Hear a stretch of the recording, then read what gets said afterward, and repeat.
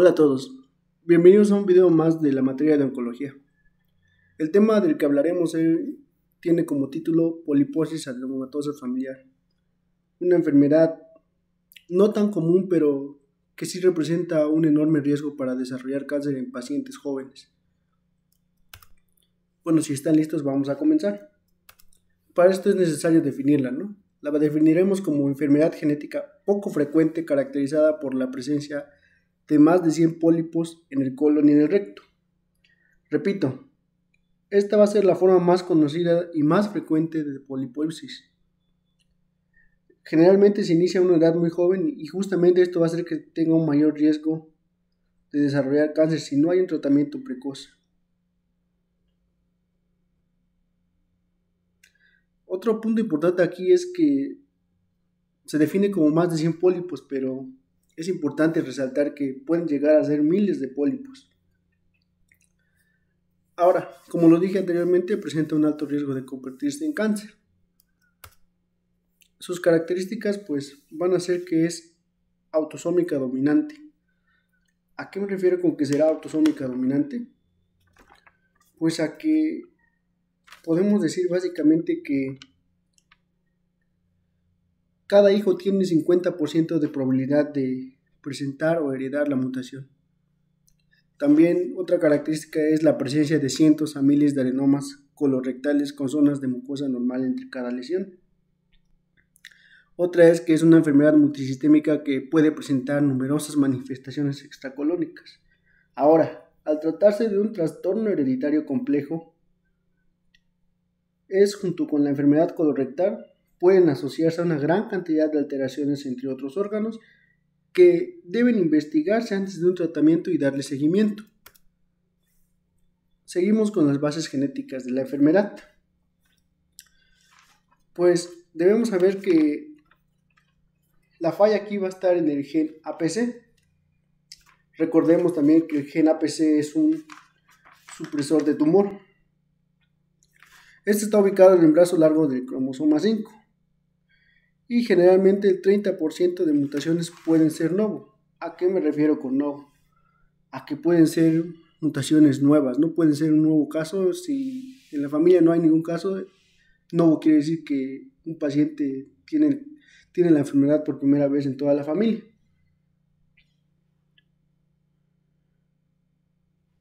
Ahora, la enfermedad va a tener dos variantes, que son la poliposis adenomatosa familiar clásica, que son la mayor a 100 pólipos y que trataremos la clínica más adelante, y la atenuada, que generalmente son menos de 100 pólipos y hablamos de una media de entre 10 a 100 pólipos.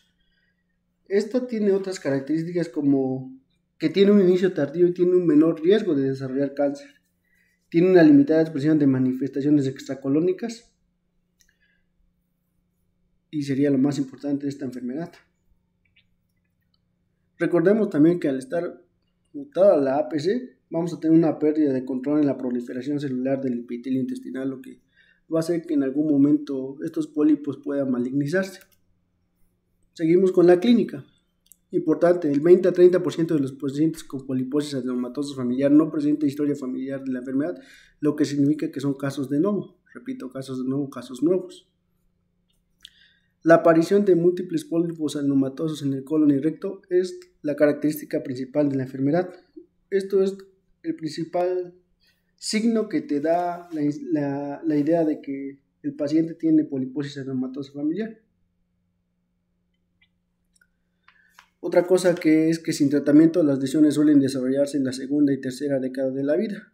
Puede ser silente y suele constituir en deposiciones más blandas, a veces diarreicas y ocasionalmente dolor abdominal tipo cólico, sin que se afecte el estado general del paciente.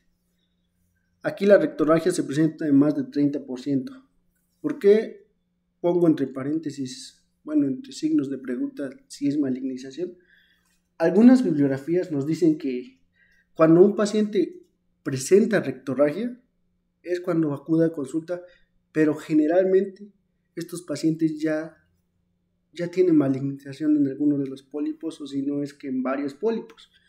Por eso es que la rectorragia es un signo importante y se presenta en más del 30% de los pacientes. Es importante aquí decir que la detección de cáncer generalmente sin tratamiento suele ser a los 35 años y que sin tratamiento las lesiones suelen desarrollarse en la segunda y tercera década de la vida, justamente como dije, 35 años, y que también si no hay tratamiento 20 años después del diagnóstico, el paciente puede fallecer por cáncer colorectal esporádico. Seguimos ahora con las manifestaciones extracolónicas. Muy importantes las manifestaciones extracolónicas en esta enfermedad. Aquí tenemos una pequeña tabla de las manifestaciones extracolónicas más comunes. En este caso yo voy a resaltar lo que es el osteoma, los quistes epidermoides y los tumores epidermoides. Primero, los osteomas pues son lesiones que pueden presentarse en cualquier hueso. Son más frecuentes en el esqueleto facial, principalmente en el ángulo de la mandíbula y huesos largos. Cuando se presenta en el ángulo de la mandíbula, podemos decir que este será un buen marcador para hablar de una poliposis adenomatosa familiar en manifestación extracolónica. Ahora, los quistes epidermoides son lesiones benignas del tejido celular subcutáneo. Suelen desarrollarse durante la pubertad y generalmente en poliposis adenomatosa familiar se localizan en extremidades, cara y cuero cabelludo. Ahora, la diferencia de la poliposis adenomatosa familiar con este signo a unos quistes epidermoides en una población en general, pues es la ubicación, ¿no? En la población en general se va a presentar en la espalda. Ahora, los tumores desmoides. Estos histológicamente van a ser benignos y vamos a hablar que se trata de un sobrecrecimiento del tejido fibroaponeurótico. La incidencia de los tumores desmoides puede alcanzar hasta 15% en pacientes con poliposis adenomatosa familiar. Ahora, seguimos con lesiones del tracto digestivo superior. Aquí vamos a hablar de que los pólipos de las glándulas fúngicas son los más frecuentes. 50% de los pacientes y normalmente se localizan en el fundus y en el cuerpo gástrico, extendiéndose en su distribución hacia el antro. Aquí vamos a decir que histológicamente se caracterizarán por la dilatación y el cambio quístico de las glándulas fúngicas. ¿Cómo haremos el diagnóstico?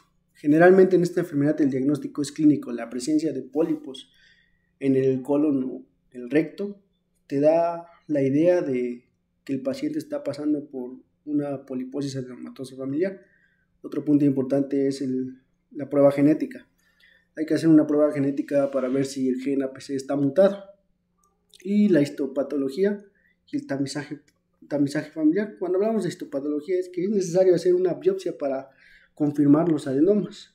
Y un tamizaje familiar me refiero a que hay que hacer una colonoscopia y una prueba genética. Ahora, el tratamiento. Es necesario decir que el objetivo del tratamiento es evitar las consecuencias de transformación a malignización de pólipos. ¿A qué me refiero con esto? Ya lo dije en la parte anterior de la presentación, pero si la poliposis adenomatosa familiar no se trata, puede desarrollar el cáncer de colon, ¿no? Y generalmente puede desarrollar 20 años después la muerte. Por esto es que tenemos este objetivo en el tratamiento. Aquí les puse dos opciones de tratamiento. Generalmente se maneja más el tratamiento quirúrgico como primera opción. Una opción de tratamiento quirúrgico puede ser la colectomía total con anastomosis ileorectal. ¿A qué me refiero con colectomía? A reseccionar básicamente todo el colon. Y podemos usar tratamiento farmacológico con AINES y celecoxib, AINES como sulindaco. ¿Qué va a hacer aquí un AINE, diríamos, no? Básicamente esta va a provocar que se sigan aumentando el número de pólipos. Va a inhibir este aumento de pólipos. Aquí tenemos una pauta de seguimiento, que es una endoscopía cada 2 años desde el diagnóstico. Importante, aquí cuando hablo desde el diagnóstico me refiero a un paciente que aún no ha sido tratado. Por eso aquí tengo uno de que cada 6 a 12 meses después del tratamiento quirúrgico, como una rectoscopía, que es una endoscopía por el recto. Pero importante, aquí hablamos de una rectoscopía si hablamos de una colectomía en la cual dejaron el recto sin tocar, ¿verdad? Aquí tenemos el riesgo de desarrollar cáncer. La poliposis adenomatosa familiar representa un riesgo de desarrollar cáncer colorectal cercano al 100%. Este representa solo del 0.5 a 1% de las causas de cáncer colorectal en promedio y se representa a los 39 años de edad.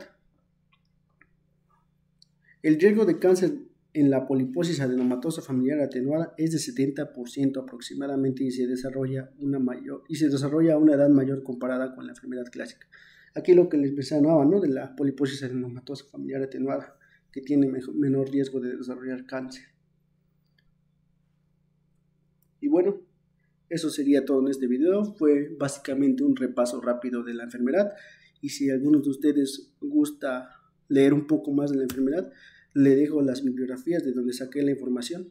Muy buenos artículos en los cuales pueden leer a fondo la información y en el cual en uno de ellos se presenta un caso clínico de un paciente con poliposis adenomatosa familiar. Bueno, eso sería todo y hasta la próxima.